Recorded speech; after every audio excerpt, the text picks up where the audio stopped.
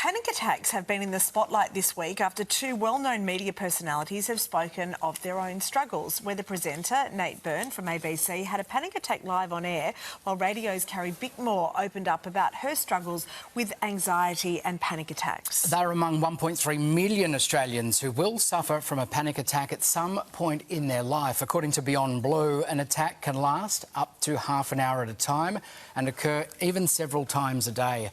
Joining us now to discuss is Clinical Psychologist Shuktika Bose. Morning to you, Shuktika. So what is the difference, firstly, between anxiety and a panic attack?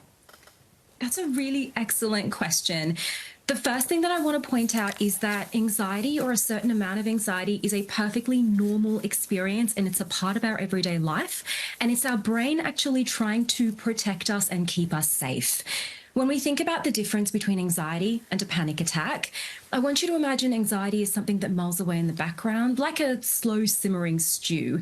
And if we contrast that with a panic attack, that can come on quite suddenly, like an explosion. There's a really intense fear and discomfort. People say that it feels like it comes out of nowhere, and it has a really significant impact on the body. So is a panic attack anxiety which has built up and perhaps not been managed effectively? Or can a panic attack, as you say, just come out of the blue? That's a really great follow-up question. I suppose when we think of a panic attack, if you're talking about the triggers of that, sometimes it can be stressful life events or trauma or things like crowds and flying. And those are the sorts of things that are very anxiety-based. But sometimes panic attacks come on with no apparent trigger at all. I read somewhere the other day that no amount of anxiety has actually ever really worked to improve a situation. Like, it's one of those wasted energies. But what can people do to calm down if they're in the midst of an attack? The first and most important thing is that you want to ground yourself in the present moment. And every time we do this, we are strengthening that mental muscle to get better at it for next time.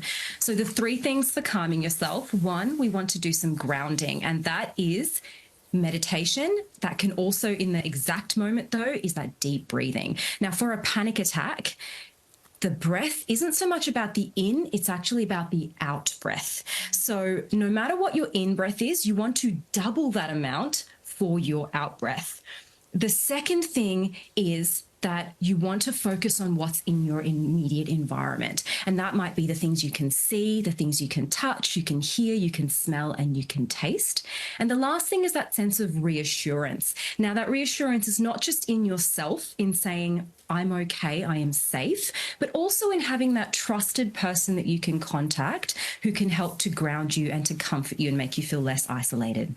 Oh, a friend of mine, Elle, who's an equine therapist, with the breath, when you're talking about the out breath, she says, think about a horse and how a horse, like, they breathe out like that.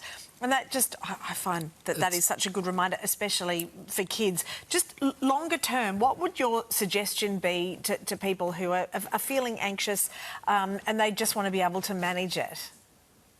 Long term, I love using the idea of compassion and curiosity. So that comes from, firstly, the language that we use. Panic attacks are objectively a very scary experience, and it's okay to say, wow, that was really terrifying. And we want to approach that with kindness and not judgment. And when we soften that experience for ourselves, that also flows into the way we engage in movement. And that might be really gentle movement like yoga. Meditation and mindfulness to ground yourself is really important too. And of course, therapy. So seeking that help from a mental health professional can really help you to understand your triggers, understand the coping strategies, and ultimately give you that strength and confidence within yourself to be able to better manage them for next time. Shuktika, that was such a wonderful and really accessible chat. Thank you so much.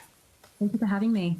A massive shout out to Nate and Carrie Bickmore, both who are really brave in coming out to normalise something that happens to just so many people.